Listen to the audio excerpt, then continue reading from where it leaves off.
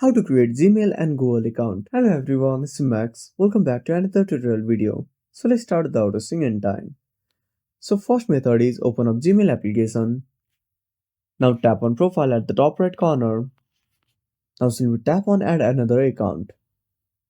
Now tap on Google. Now wait for some time. Now tap on create account. Select for my personal use. So the other method is go back to the home screen and open up settings on a device. Now scroll all the way down to the bottom.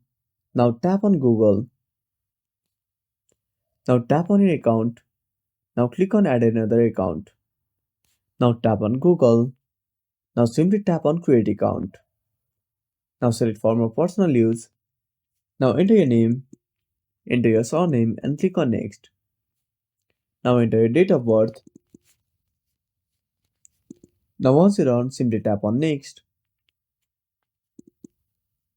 Now select your Gmail address.